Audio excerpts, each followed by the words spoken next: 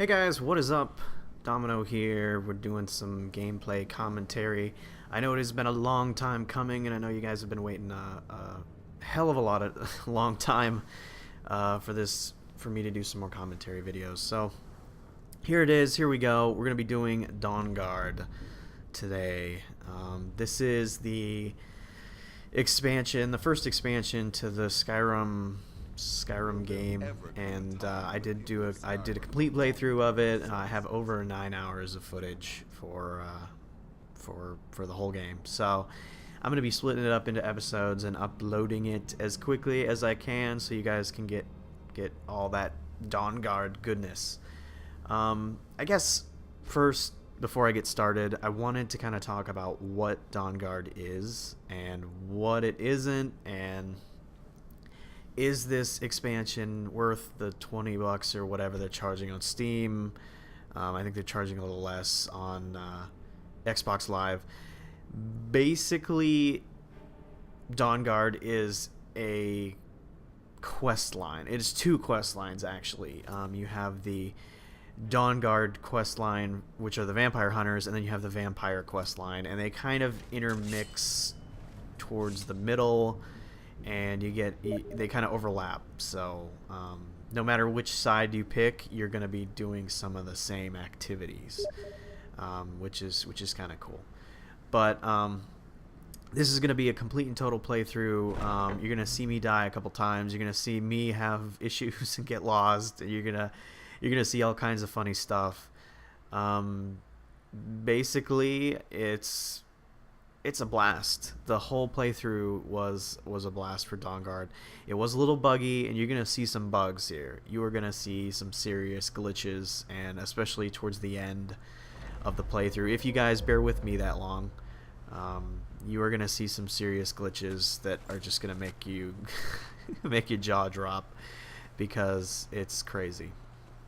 But right now what I'm doing is I'm riding to go talk to one of the guards. This is how you initiate the Dawnguard quest line. Basically, all the guards can start the Dawnguard quest line, and you ask about a rumor or something, and they'll tell you they heard about some vampires, and then you got to go find them. And it's pretty convenient that they did it that way. I'm glad that they didn't do some kind of annoying thing where a courier finds you and all that. How can such a thing be possible? The Azura Star. I have not used that once since getting it, and I realize you guys saw a playthrough of me get the Azura Star. I haven't used it really. I haven't done a whole lot of soul trapping, and a part of the Dawnguard, I would say, mission is involving a lot of souls and soul trapping in the soul cairn, which is pretty nifty. You're also about to see a glitch here, some kind of crazy texture glitch. Yeah, if you hear that, that's my cat.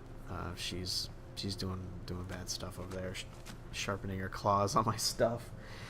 Anyway, you're gonna see some glitches, and I think the first one you're gonna see pretty soon. It's kind of like a mist-textured dragon. I think it was in Dawnstar. I keep wanting to say Dawnguard, but it's Dawnstar. You are going to see me go to the Thieves Guild a lot to sell stuff and get potions and get all my gear sold. This is a consistent problem that I've had throughout the playthrough.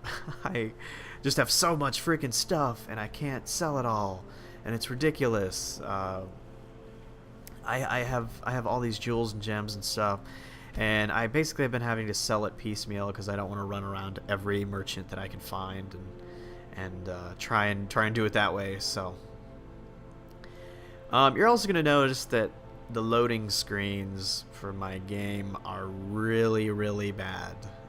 They are probably the longest loading screens I've ever seen. And you're going to see some glitched out loading screens too, just empty loading screens that don't have anything on them, which is a problem that I'm still having with Skyrim.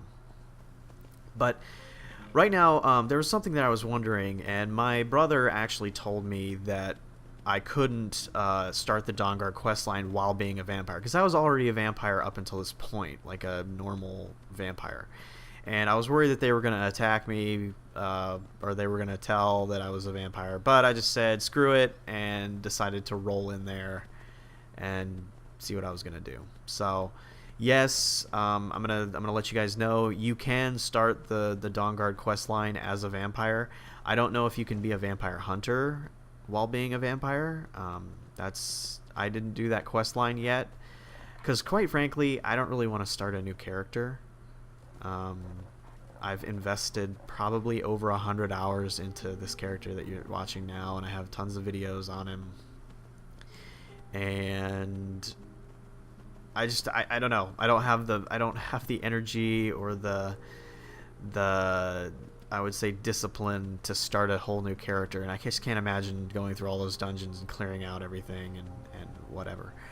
I also want to make a disclaimer: if you guys see any stuttering or issues or lag or God only knows what, it's Fraps. I recorded for almost 9.5 hours straight, maybe 10.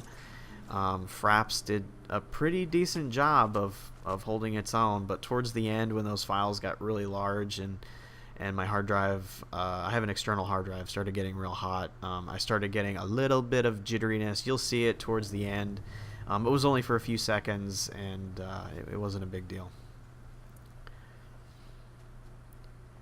But basically, your first quest is to run to the Dawnguard castle sanctuary / vampire hunter secret club hideout place. This is where all the vampire hunters hang out, and no matter if you're going to go for the vampire quest line or the vampire hunter quest line, you have to go talk to these fools. And this dude, Agamir, he wants to be your friend. He's kind of a nublet. You'll find out very quickly that he's a big nublet. Hey, don't tell Isran I was afraid to meet him by myself. Not the best first impression for a new vampire hunter, I guess. You know, one of the things that are really, I find kind of annoying about Skyrim is that they've used the same people to voice over even the expansions and stuff. They have like 2 new voiceovers that I noticed. But ultimately, this guy has voiced probably 100 characters in this game. Bigger than I expected. I heard what's going on. Vampires, the Dawnguard, all of them. I wanted to help. Fort Dawnguard, yes, that's a fort, not a castle. But you basically have to go to the fort and talk to the main dude there, and he will tell you that there's a vampire relic somewhere that you need to go find. And that will basically give you the choice of whether to kind of side with these guys or go with the other guys. I should also note that my experience with Dawnguard is that Dawnguard is probably the best looking area in Skyrim. Most of Skyrim looks pretty good, but there are a few areas where the texturing is not so great. In Dawnguard, it seems like the detail has all been upped, and the frame rate is a lot more level. It seems like it was definitely made with where they know their game. They know their game a little better. Whereas Skyrim had some areas where you'd have like I'm thinking of the center of the Thieves Guild cistern, which the whole game runs fine for me. But when I walk into that center of that cistern, my computer, I get like a 20 frame rate per second drop. So I get to about 30 frames per second there, but I get 60 in the rest of the game. So I don't know what that's all about. I want to think that Skyrim runs great, but it probably needs to be optimized a little bit. You know why I'm here. Vigilants are under attack everywhere. The vampires are much more dangerous than we believed. So who are you? What do you want?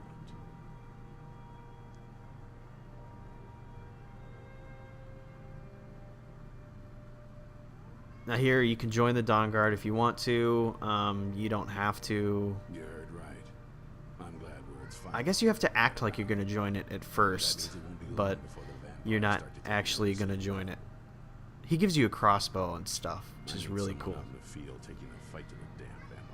And I know you guys are going to be upset about this, but I actually did not use the crossbow, I think, once throughout the whole gameplay. And I actually just never got around to it. I am not really a ranged character at all. I have the 2 daggers that I have, and that's about it. I just do not I do not dig the whole range thing, but it's on my list of things to do to kind of work on that perk tree.